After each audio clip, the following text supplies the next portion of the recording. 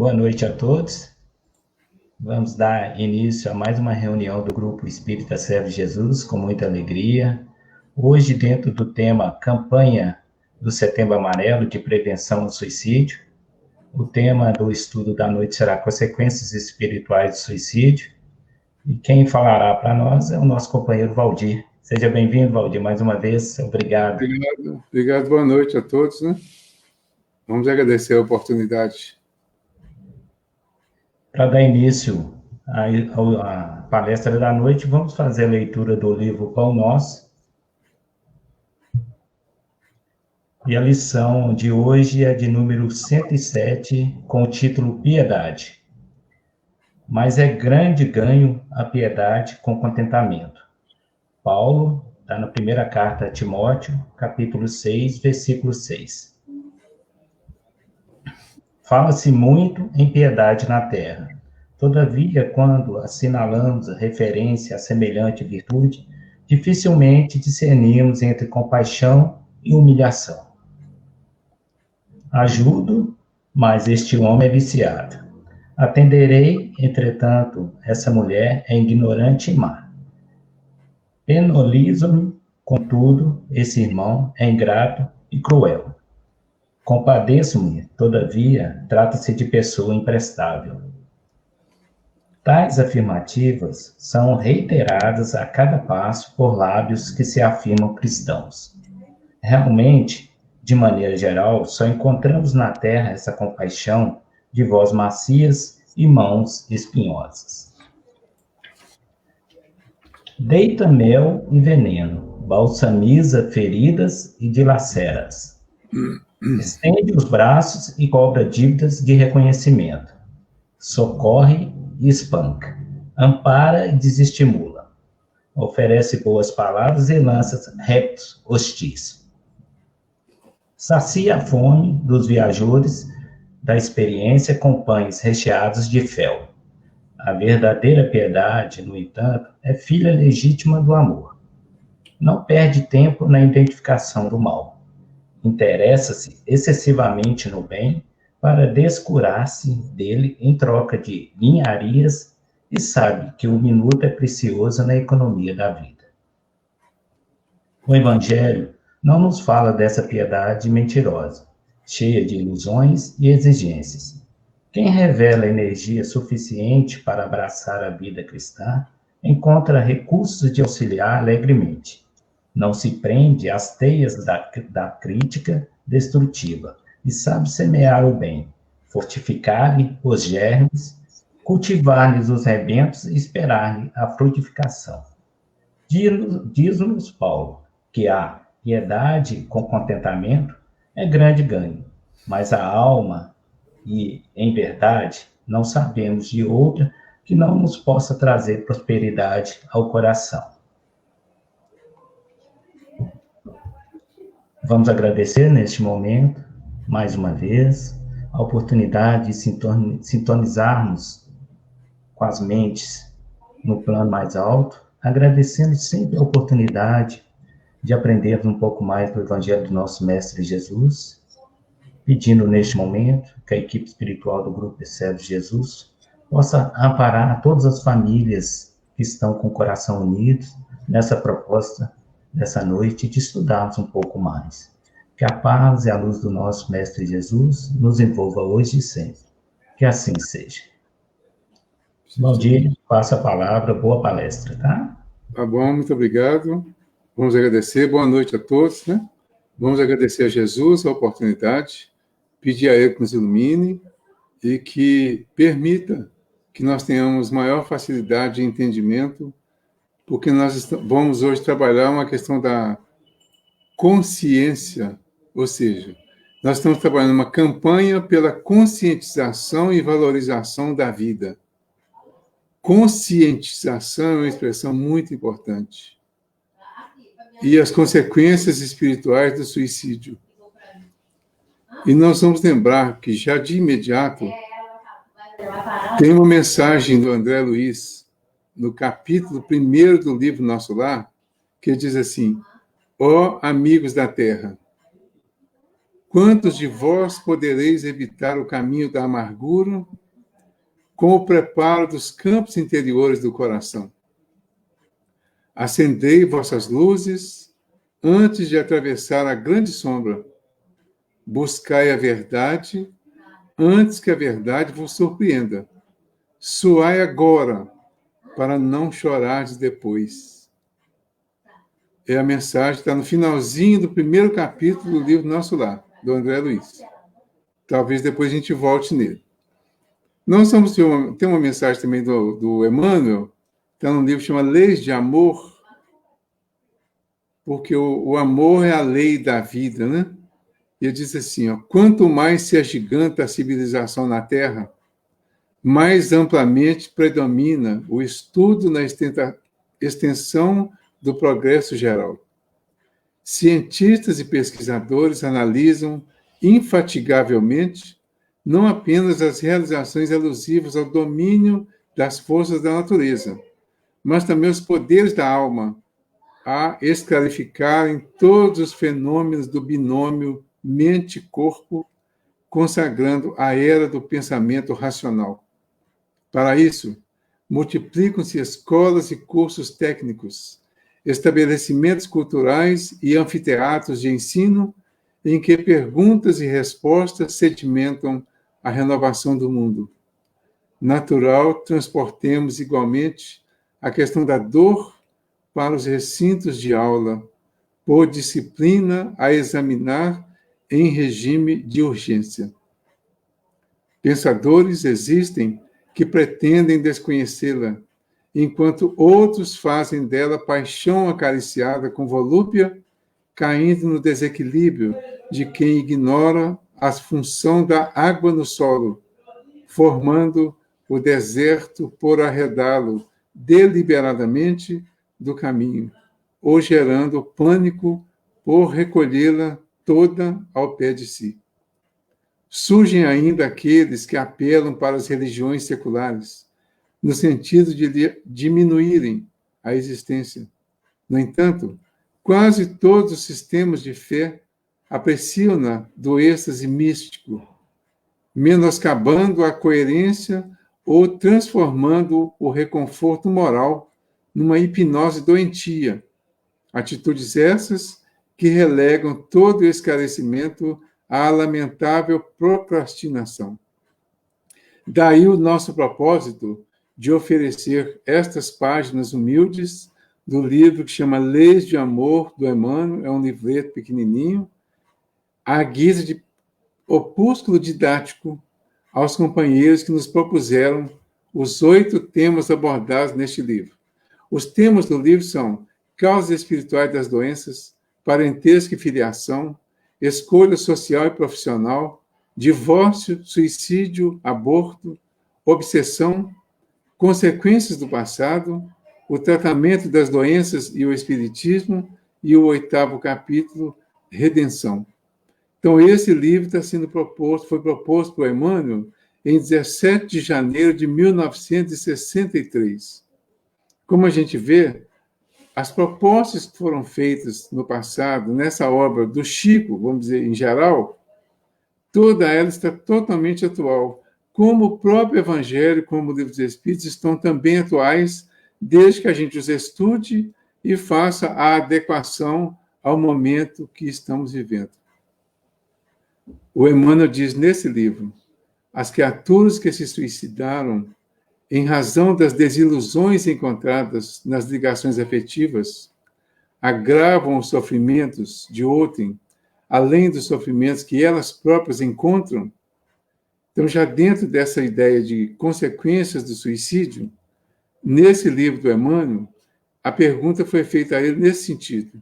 As criaturas que se suicidam em razão das desilusões encontradas nas ligações afetivas, agravam os sofrimentos de outrem, além dos sofrimentos que elas próprias encontram?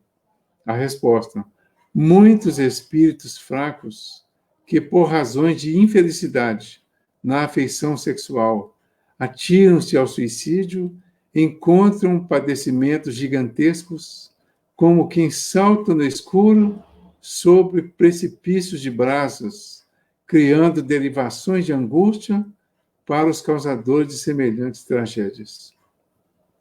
E na questão 944 do Livro dos Espíritos, o Kardec pergunta, quer dizer, essa é a segunda questão relativa ao desgosto pela vida e suicídio, que está no Livro dos Espíritos.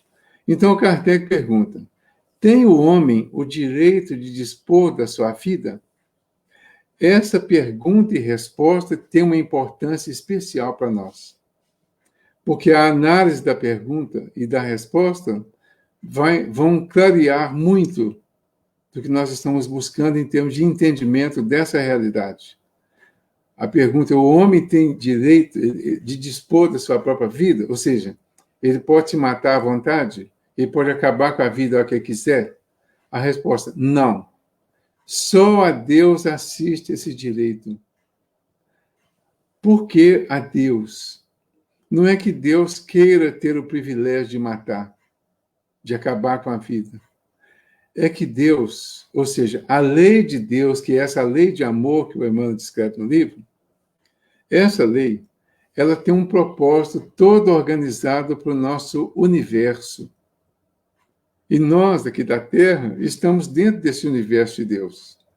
Então, dentro do universo, tem a lei. A lei precisa ser cumprida. E toda vez que nós deixamos de cumprir a lei, nós estamos perdendo o nosso direito. Porque o direito que nós temos inclui também o dever de cumprir a lei.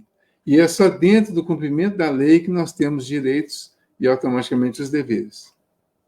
Então, por isso ele diz, só a Deus assiste esse direito. Na verdade, só a lei de Deus. E aí ele completa, o suicídio voluntário importa numa transgressão da lei de Deus. Ou seja, importa numa transgressão da lei. Então, suicídio voluntário. Na 944A, o Kardec completa, né? E pergunta, mas não é sempre voluntário o suicídio? Quer dizer, a impressão que dá é essa, e o título leva a isso, né? O suicídio é o autoextermínio. Quer dizer, a pessoa decide, direto ou indiretamente, a se matar. Aí ele dá um exemplo. O louco que se mata não sabe o que faz. Então, aí ele fez uma distinção entre os dois tipos, o voluntário e o involuntário. A pessoa que quer se matar e a pessoa que se mata sem necessariamente querer. Então, porque colocou um exemplo. No Evangelho segundo o Espiritismo, no capítulo 5, tem vamos dizer, um acréscimo disso aí. Porque o que ele diz lá? No Evangelho, ele diz lá que existe o mesmo ocorre, por exemplo, os casos de suicídio, ele fala, postulados que se dão em estado de embriaguez e de loucura, aos quais se pode chamar de inconscientes, é incontestável que tem eles sempre por causa um descontentamento, quaisquer que sejam os motivos particulares que se lhe apontem. Então, voltei uma questão. O voluntário seria assim, aquele que é chamado também de consciente. Então, o voluntário consciente é a pessoa que quer se matar. Ela chegou a um determinado ponto da vida, a um determinado momento da vida, que ela não vê nenhuma outra saída, a não ser acabar com a vida. Então, existem uma infinidade de razões que as pessoas encontram para acabar com a vida e não continuar tentando resolver as questões. São infinitas as possibilidades, os motivos. Esse, então, seria aquele chamado de consciente ou voluntário. A pessoa programa, normalmente, quem faz essa programação e conclui é o que se chama também do suicida potencial, é a pessoa que já tinha, de alguma forma, gravado, que a hora que alguma coisa não der certo de uma forma assim, para ele, sem solução, ele acaba com a vida. Então, aí ele programa e vai partir para essa solução, entre aspas, né? Acabando com a vida, com a intenção de acabar com tudo, de acabar com o problema e tudo mais. Né? Esse seria o voluntário. O involuntário é o caso que ele citou aqui, por exemplo, do louco. Então, o louco, e lá no Evangelho ele fala que o louco e o embriagado. Mas o louco chegou à loucura por alguma causa gerada por ele mesmo. Então, aí a gente precisa entender a relação de causa e efeito. Tem efeitos que são causas para outras coisas. Por exemplo, a loucura, que hoje está melhor discriminada até, e um dos aspectos do que chamou de loucura no passado é a depressão, e a depressão é responsável, é apontada como responsável por 80% dos casos de suicídio. Então, a depressão, a loucura generalizando, estaria, então, nessa faixa de responsabilidade de causa direta para o suicídio, inclusive involuntário. Acontece que a loucura e a depressão e todas as ramificações da loucura têm as suas causas. Quando nós vamos buscar as causas, nós vamos chegar lá no espírito. Por quê? Porque o espírito é a causa primeira. Quando se define Deus como causa primeira de todas as coisas e coloca como inteligência suprema, quando se coloca o espírito, na primeira definição que eles dão para o Kardec, na questão 23 do Livro dos Espíritos, como princípio inteligente, e quando na questão 76 do Livro dos Espíritos, ele coloca lá, ele define-se dizendo que os espíritos, podemos dizer que os espíritos são seres inteligentes da criação. Então, nós temos o princípio inteligente, a inteligência, já como espírito, e a inteligência maior, que é o espírito maior, que é Deus. Então, a causa de todas as coisas está no espírito. O espírito maior é a causa de tudo. Os espíritos menores são as causas, ou nós somos os co-criadores com Deus. Mas tem coisas que nós criamos. Então, nós, espíritos, criamos uma série de comportamentos, uma série de necessidades, e essas necessidades que nós vamos desenvolvendo e criando é que vão gerando, que vão dando causa a outras situações, às vezes contrárias à realidade da lei divina. Então, por isso, nós vamos gerando essa situação de causa e efeito até chegar no ponto máximo, no efeito máximo, que seria o suicídio. Tanto o consciente quanto o inconsciente. O ponto de partida, então, é o espírito. Se o espírito é o ponto de partida, nós temos que começar a trabalhar a educação do espírito, para que, através dessa educação, nós não cheguemos aos extremos, de novo, no sentido negativo, e procuremos o outro extremo, que é o reino dos céus que Jesus propôs, no sentido positivo da vida. Então, a valorização da vida vai nos levar a uma proposta positiva da vida em continuação e sem condições, sem finalizações extremas e nem contrárias à lei. E é esse o objetivo nosso quando nós falamos de conscientização. Um dia desse, uma pessoa me perguntou por que existem espíritas que se suicidam? Por que existem religiosos, em geral, que se suicidam? Eles já não estariam conscientes dessa realidade? Aí a resposta é não. Porque consciência de uma realidade, ela só existe de fato quando a pessoa faz o que é correto dentro daquela realidade. Quando eu estou consciente da lei de Deus, eu estou cumprindo a lei de Deus. Se eu não estou cumprindo, eu posso ter conhecimento da lei, mas consciência ainda não. A lei de Deus está na minha consciência, que é um estado, é um departamento da minha memória espiritual. Então, essa palavra ela é usada de formas diferenciadas, né? Agora, ter consciência dessa lei que está na minha consciência é o resultado de um processo de conscientização.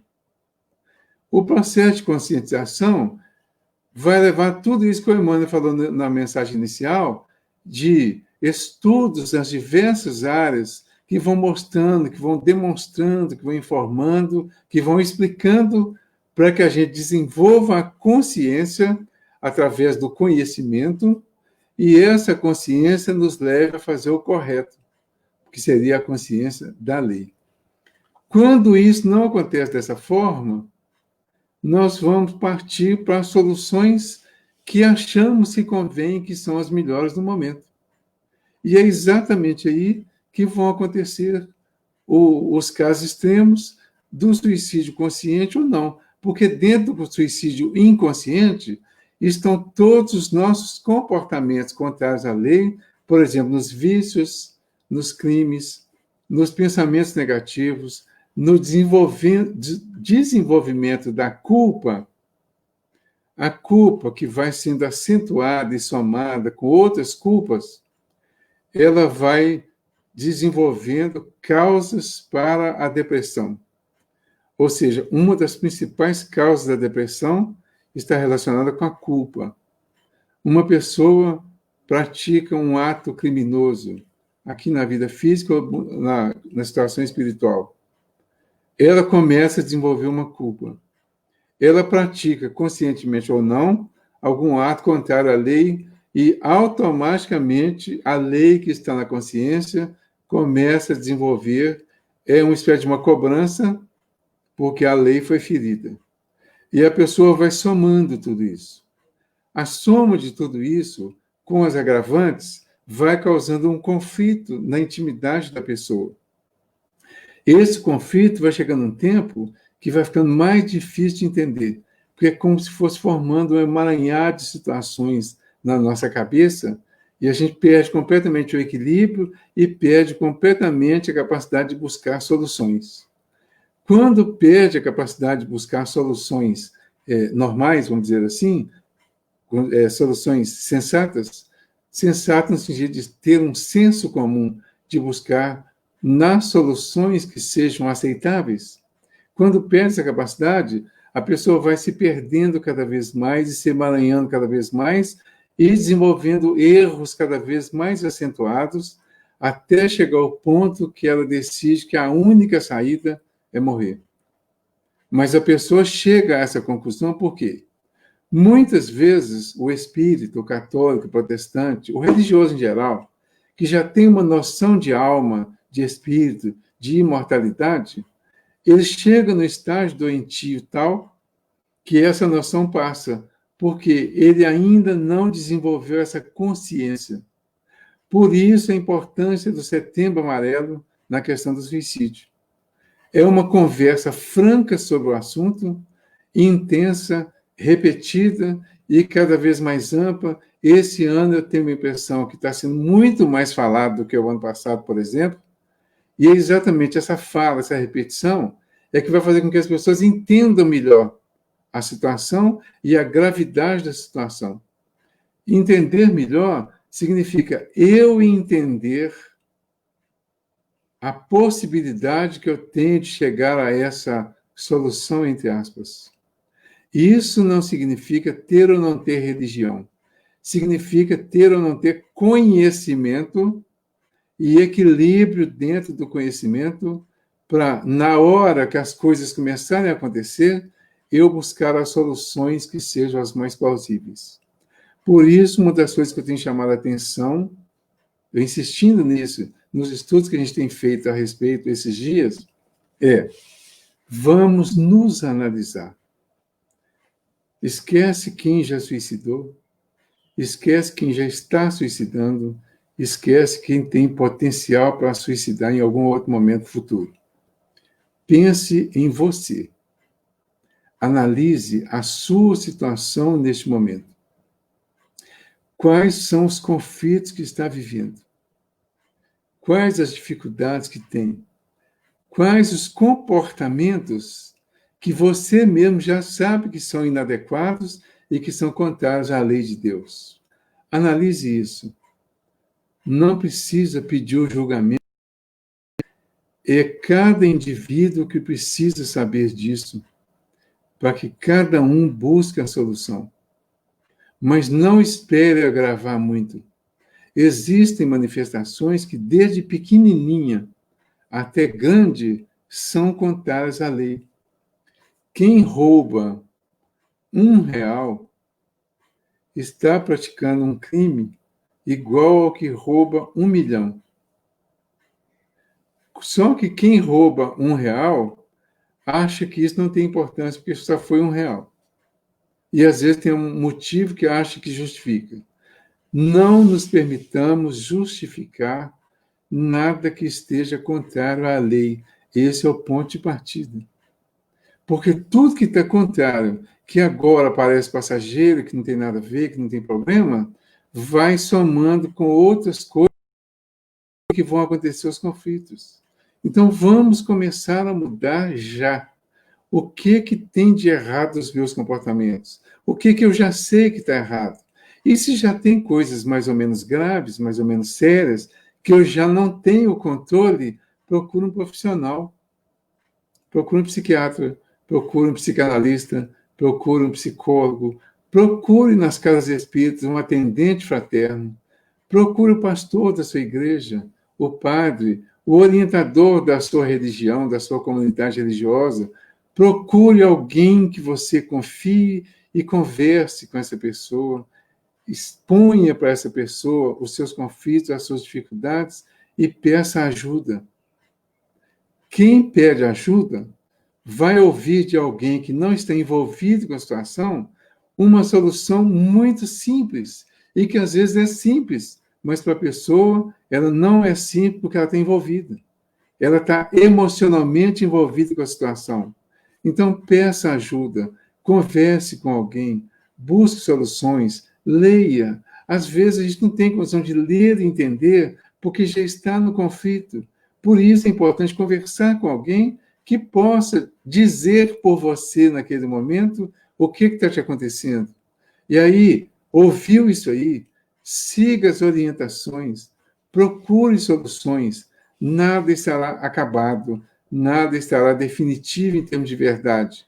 Mas se alguém me diz, procure um psiquiatra, alguém que eu fui pedir ajuda, o correto seria eu procurar um psiquiatra, porque um psiquiatra, ele é simplesmente um profissional que vai analisar a minha situação, vai analisar os meus comportamentos, e ele tem recursos para definir que tipo de comportamento eu estou tendo nessa área mental e se já existe algum medicamento ou a necessidade de algum medicamento. Caso eu não faça isso e eu opte pelo suicídio, e aí então nós vamos falar das consequências do suicídio, porque nas consequências nós vamos abrir um espaço para conscientização.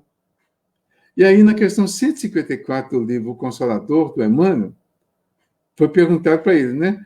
Quais as primeiras impressões dos que desencarnam por suicídio?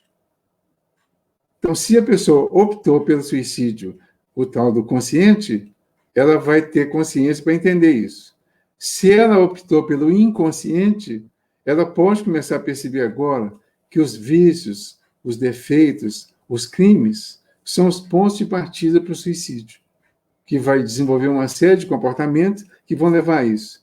Aí o Emmanuel responde: a primeira decepção que os aguarda é a realidade da vida que se não extingue com as transições da morte do corpo físico. Então, a primeira grande decepção é descobrir que não morreu.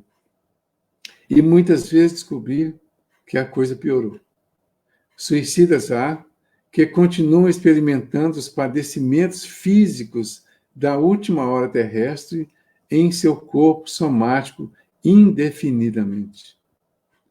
Anos a fio, sentem as impressões terríveis do tóxico que lhes aniquilou as energias, a perfuração do cérebro pelo corpo estranho partido da arma usada no gesto supremo, o peso das rodas pesadas sobre as quais se atiraram na ânsia de desertar da vida, a passagem das águas silenciosas e tristes sobre os seus despojos.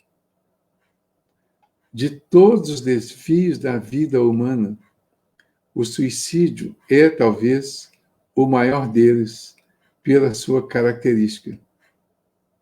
e são variadas as características, as formas e as consequências. Por isso, precisamos estudar o assunto, conversar sobre o assunto, suar, como diz o André Luiz lá, tratando o assunto, porque é preferível suar agora do que chorar depois.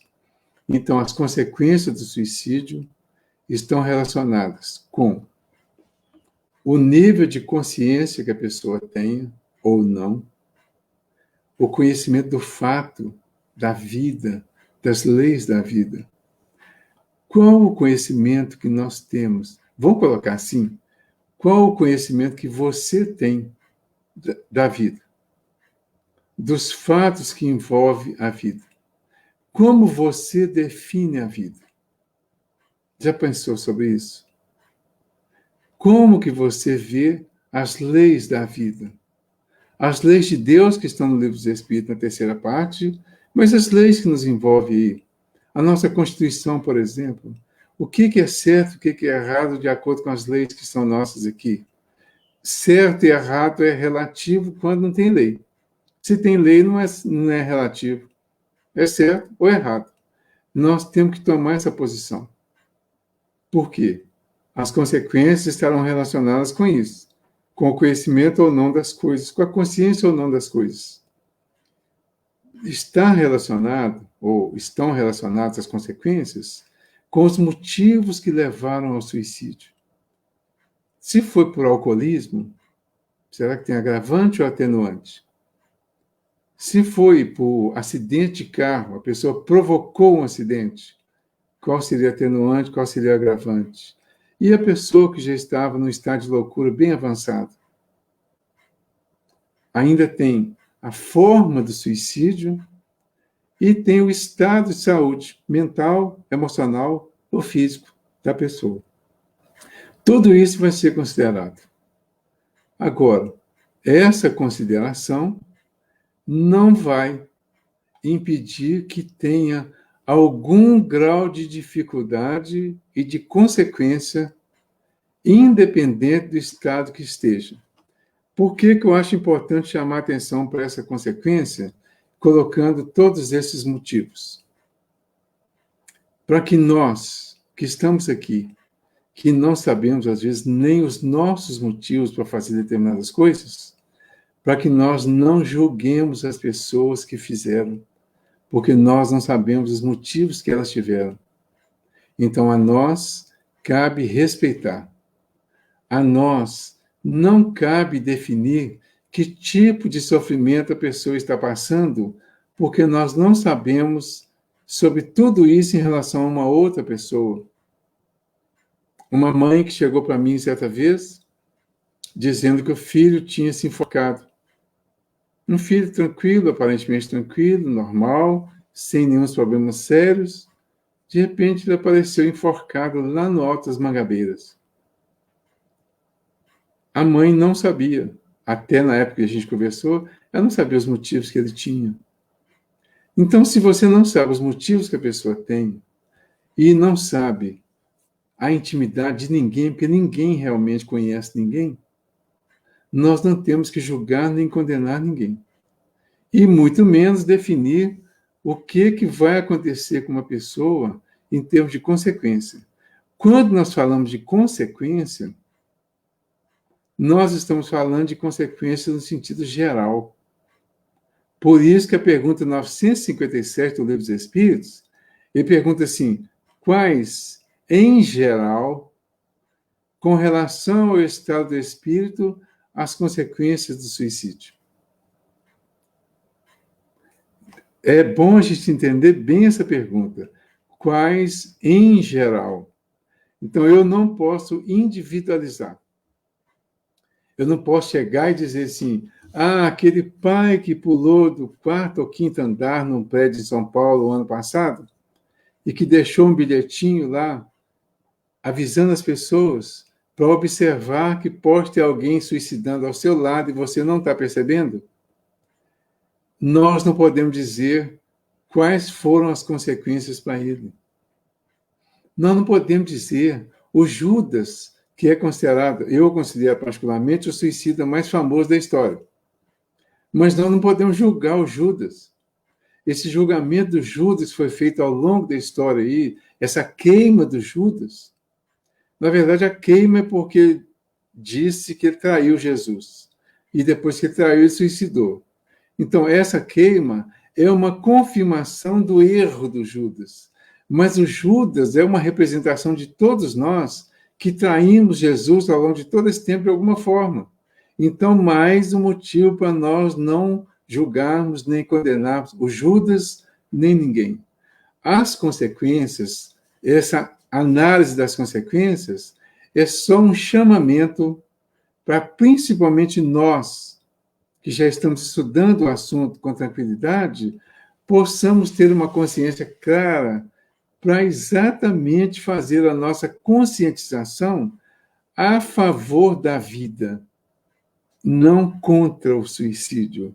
Nós não vamos fazer nada contra, nós vamos fazer a favor. A favor de quê? Da vida. Então, nós precisamos aprender a valorizar a vida e não valorizar o que vem contra a vida. Nós não temos que ficar falando do mal. Nós temos que usar todos os nossos recursos para falar do bem. Então, falar das coisas que são contra a vida, é um processo inicial necessário, mas que não deve tomar todo o nosso tempo, porque o nosso grande objetivo é a vida, é viver. Então, na resposta lá dos Espíritos, ele diz assim: quais, em geral, com relação ao estado do espírito, as consequências do suicídio? Muito diversas são as consequências do suicídio.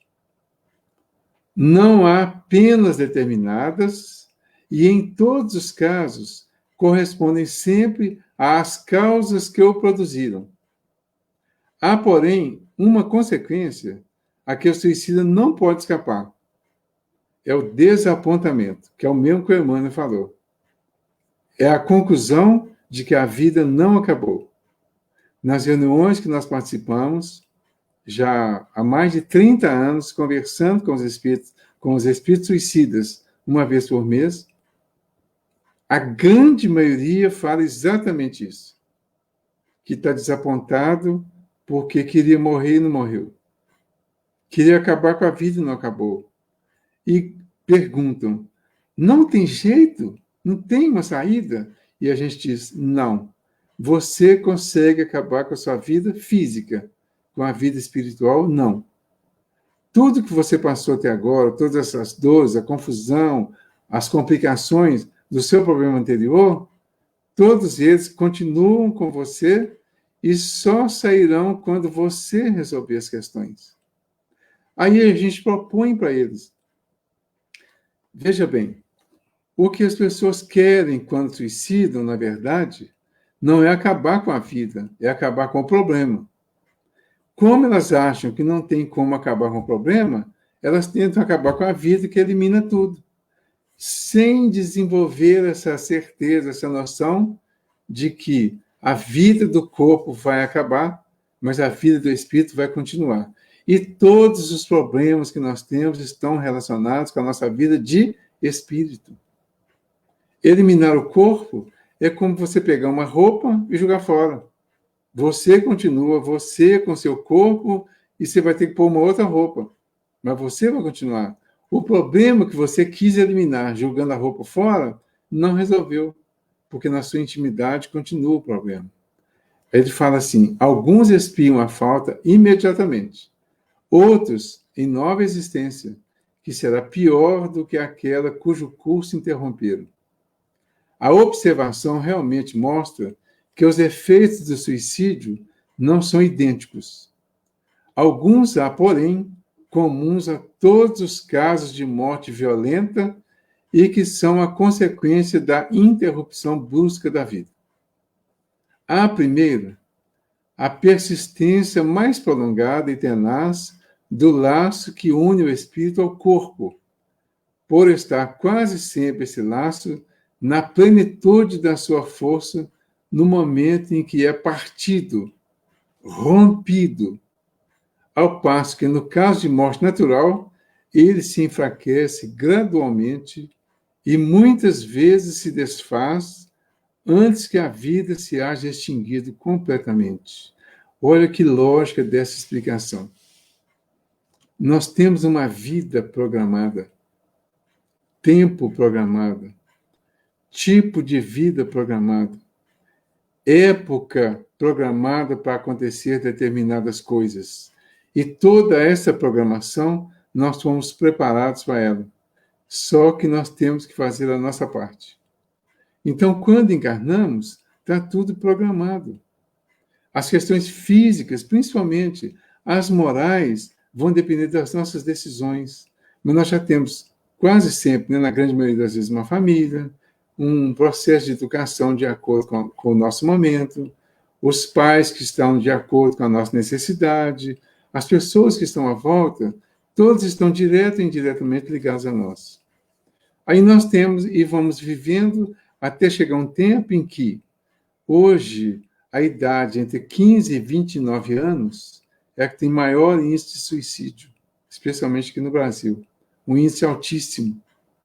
Então, as pessoas estão, a partir dos 15, principalmente, tem antes também, mas especialmente a partir dos 15, quando começam a chegar as primeiras provas, começa a interromper a existência.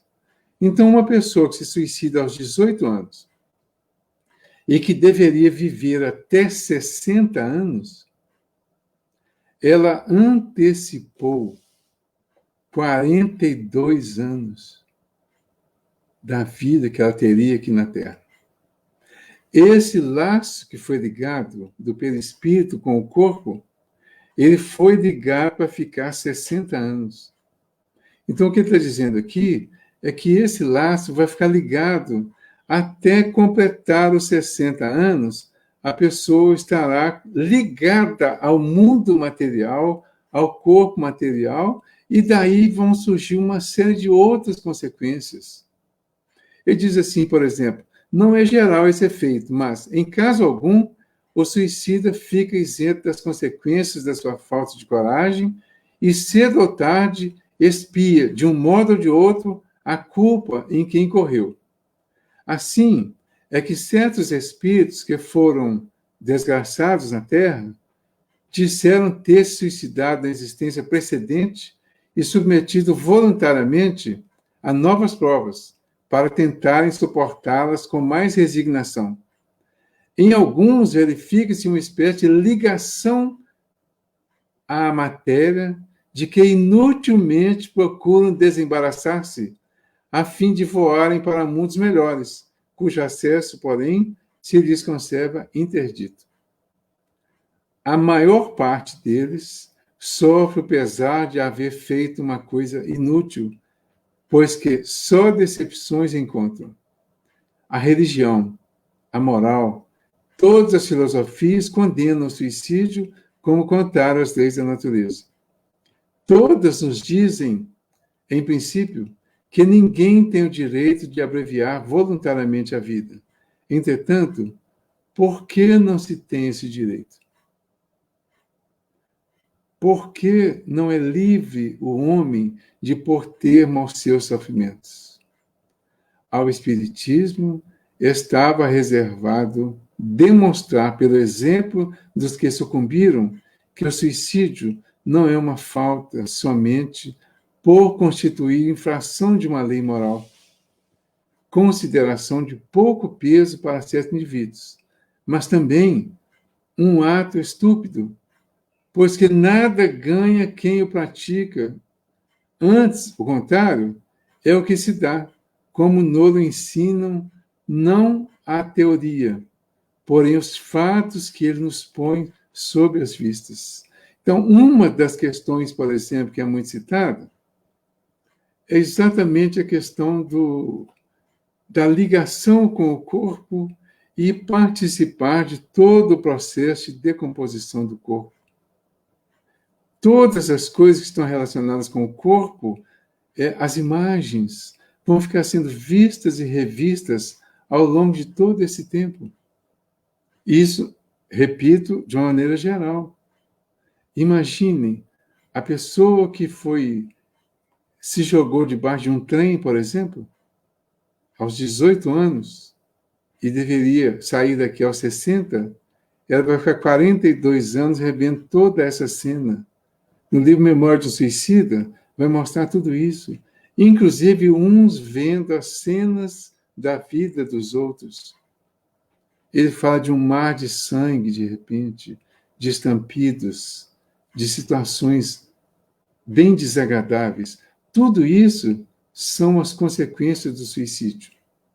E você se lembra que eu citei o capítulo 1 do livro do André Luiz, do Nosso Lar? Eu sei que a maioria já leu esse livro. Mas será que já lemos esse livro com essa visão? Como que o André Luiz descreve o lugar que ele esteve nos primeiros momentos da vida dele de desencarnado? Ele diz assim, olha, desde quando me tornara joguete de forças irresistíveis, impossível esclarecer, sentia-me, na verdade, amargurado duende nas grades escuras do horror, cabelos eriçados, coração aos saltos, medo terrível senhoreando-me. Muitas vezes gritei como louco, implorei piedade e clamei contra o doloroso desânimo que me subjugava o espírito. Mas quando o silêncio implacável não me absorvia a voz estentórica, lamentos mais comovedores que os meus respondiam-me os clamores. E o André Luiz foi considerado suicida inconsciente.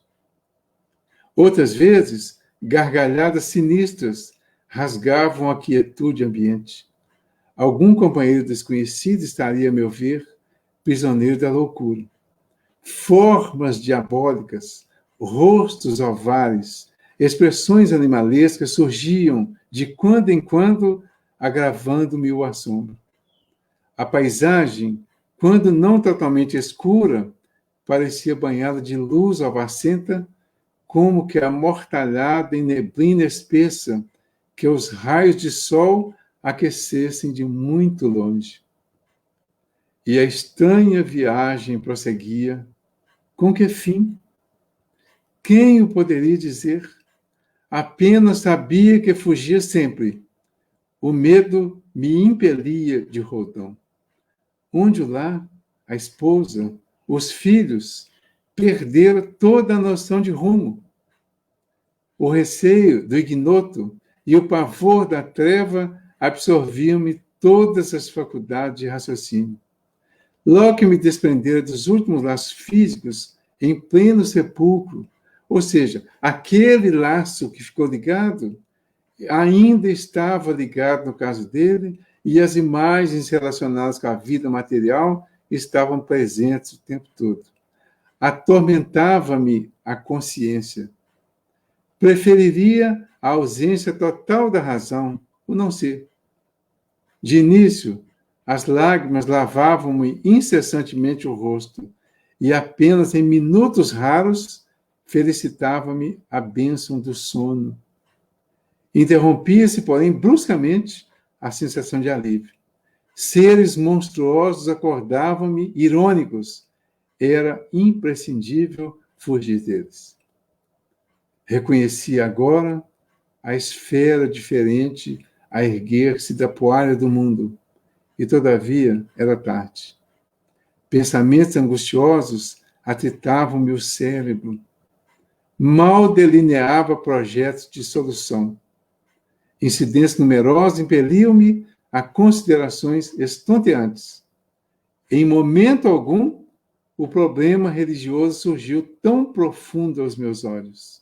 Ou seja, a falta da religião, a falta da religiosidade. Não é ter um título religioso, porque ele era católico. Como muitos são católicos, espíritos protestantes. É a religiosidade introduzida, assimilada, interiorizada. É essa que vai valer. Porque a religiosidade, a orientação dada no ambiente religioso, interiorizado, ele automaticamente será exteriorizado através dos comportamentos, dos nossos comportamentos. Se nós não estivermos com ela interiorizada, ela não terá como exteriorizar através do comportamento. Então, eu terei o comportamento do mundo, mesmo tendo um rótulo religioso. Esse que é o delicado. Então, o que vai acontecer? Vai chegar ao suicídio direto ou indireto, consciente ou inconsciente, mesmo tendo a religião e a religiosidade. Qual que é o chamamento nosso, então? Para que a gente se conscientize disso. Porque não há programação de suicídio para a vida de ninguém aqui na Terra. Essa descrição que o André Luiz está fazendo é a descrição do lugar que ele estava. É o lugar que a gente chama de umbral, mas é um departamento do umbral reservado aos suicidas. E certamente lá tem ainda divisões. Então, deve ter divisão para os casos mais ou menos graves, porque o estágio lá é necessário, e normalmente, segundo lá o Camilo, no Memória do Suicida, a pessoa fica lá até vencer o prazo que ele tinha para viver aqui na Terra. Quando a Luísa era 8 anos. Quando terminou os 8 anos, ele teve um momento de clareza, que é no 2º capítulo, é quando ele faz uma evocação espiritual, e aí aparece o Clarencio, que vem para fazer a salvação, para retirá-lo daquele ambiente. O problema principal estava acabado. Nós precisamos ter uma consciência, então. As consequências são muito sérias, muito graves, são muitas dores, são muitas dificuldades. Mas todas elas, ainda assim, têm solução. E eu queria especialmente deixar bem claro esta mensagem para aqueles que já suicidaram e que provavelmente estarão nos ouvindo hoje. Tem solução, tem saída.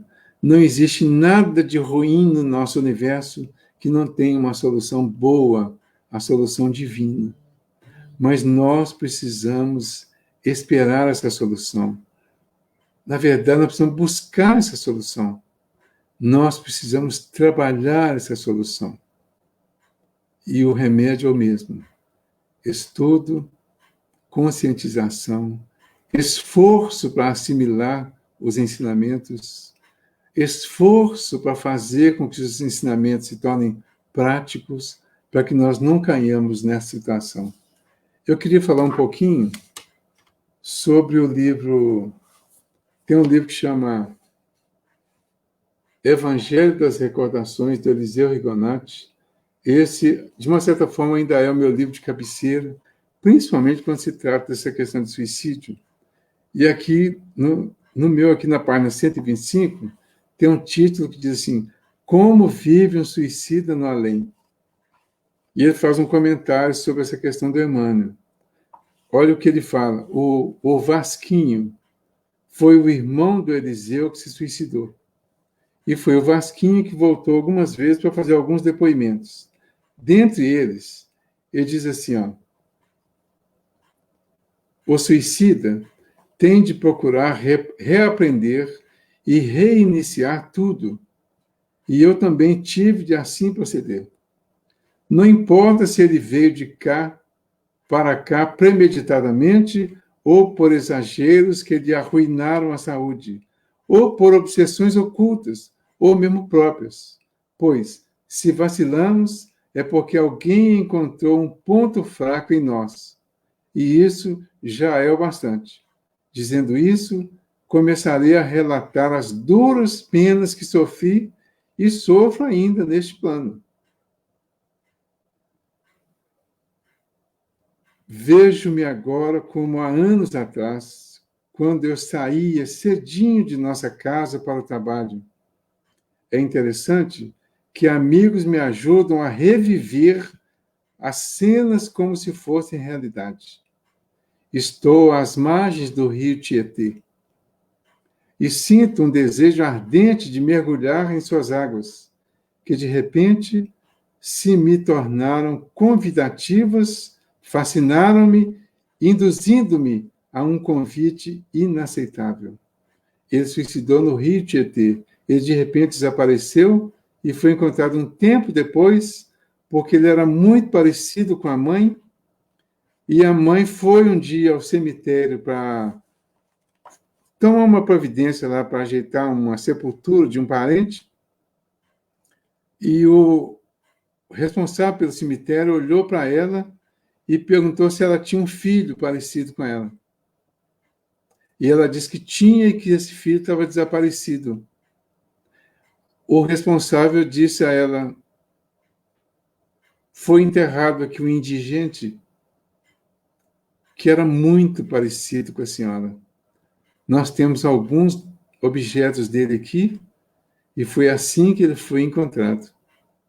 Ele deu os objetos, dentre eles tinha uma chave, era a chave que ele usava para pegar o material dos correios da empresa que ele trabalhava, e essa chave foi a confirmação de que era ele mesmo. Então eles foram ver e realmente confirmaram que ele tinha se suicidado e ninguém sabia. Inclusive, o Eliseu diz que ficou muito frustrado quando ele soube que o irmão dele tinha suicidado. Ele já é espírita e não tinha percebido nada a respeito da situação e ficou muito culpado. Então, que nós possamos rever todas as nossas situações, observar as pessoas à nossa volta, ver o que podemos ajudar. Não vamos nos culpar, mas vamos tentar ajudar. Vamos observar mais, vamos nos observar mais e ver quais são as nossas tendências. Vamos lembrar da mensagem do André Luiz, no final desse capítulo 1. Ó amigos da terra, quantos de vós podereis evitar o caminho da amargura com o preparo dos campos interiores do coração? Acendei vossas luzes antes de atravessar a grande sombra. Buscai a verdade, antes que a verdade vos surpreenda. Soai agora, para não chorares depois. E para encerrar o nosso estudo de hoje, espero que nós estejamos nos conscientizando um pouquinho mais, tem uma mensagem que eu achei que seria muito interessante para este momento. Chama 1 minuto apenas. Num minuto apenas, a tormenta acalma, a dor passa, o ausente chega, o dinheiro muda de mão, o amor parte, a vida muda. Mudança de rumo, a vida muda. Em 1 minuto apenas, Deus providencia o socorro. Pode ser um coração atento, uma mão amiga ou um pedaço de papel impresso caído na calçada. Papel que o vento não levou para longe. 1 minuto apenas e o amor volta. A esperança renasce. 1 minuto apenas e o sol rompe as nuvens clareando tudo. Não se desespere, espere. 1 minuto apenas, o socorro chega. O panorama se modifica, a vida refloresce. Tenha paciência. Não se entregue à desesperança. Aguarde. Enquanto você sofre, Deus providencia o auxílio. Aguarde. 1 minuto apenas. 60 segundos. Uma vida. 1 minuto a mais. Em 1 minuto apenas, a misericórdia divina se derrama cheia de bênçãos nas vielas escuras dos passos humanos. Corrige, saneia, repara, transformando-as em estradas luminosos no rumo da vida maior. Essa mensagem foi ditada pelo espírito Marco Prisco por Divaldo Pereira Franco. Muito obrigado a todos pela oportunidade, pela atenção, pelo momento, pela vibração, e que nós continuemos vibrando positivamente, orando por todos os nossos irmãos que partiram daqui através do suicídio. Não os condenemos, apenas respeitemos e oremos por eles. Eliminemos o tabu, o preconceito, eliminemos qualquer possibilidade de julgamento, de condenação.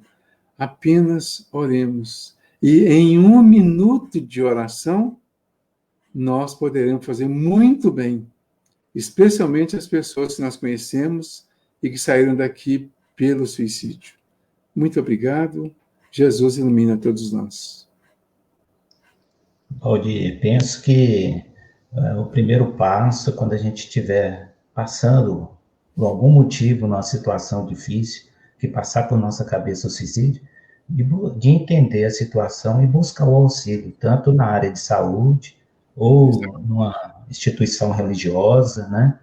Acho que o primeiro passo é esse, a gente aceitar. Ainda temos muita resistência e entender que precisamos de ajuda, né? Exatamente. Essa é uma das grandes dificuldades, né?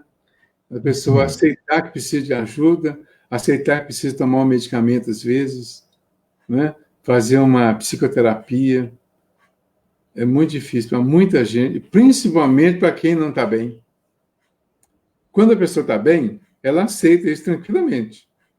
Quando ela não está bem, e na medida que ela vai piorando mentalmente, ela vai desenvolvendo uma resistência contra o tratamento, porque o tratamento ainda gera um certo preconceito. E aí a pessoa que já tem outros desequilíbrios, o preconceito para ela é fácil desenvolver. E aí ela não procura. Né? Isso mesmo. Gostaria de agradecer, Valdir, mais uma vez, em nome da Casa do Grupo Espírita Servo de Jesus, né, pelo estudo da noite. Tá? Eu que agradeço. Deixar o convite aqui também para o próximo domingo, vou passar na tela aí, que é a continuação das cartas de Paulo, né? Nós vamos estudar Efésios, capítulo 3. Isso. Né? Então, domingo nós vamos encontrar de novo aí, né? Às 18h45. Exatamente. Se Deus quiser, né? Estaremos lá. Né? Então, boa noite a todos. Muito obrigado. Tá. Tá. Vamos fazer a prece final agora. Gostaria de pedir a todos para que possa emanar vibrações de amor, de paz, de carinho a todos aqueles irmãos que estão passando por esse processo de pensar em suicídio, aqueles que também desencarnaram através do suicídio, aqueles que estão sendo obsidiados, né, para se suicidarem, aqueles irmãos que estão obsidiando o outro também, que neste momento o amor de Deus possa envolver a todos, dando entendimento, dando carinho, dando sabedoria, para que todos possam se equilibrar, né, e mudar suas vibrações, seus pensamentos de forma construtiva.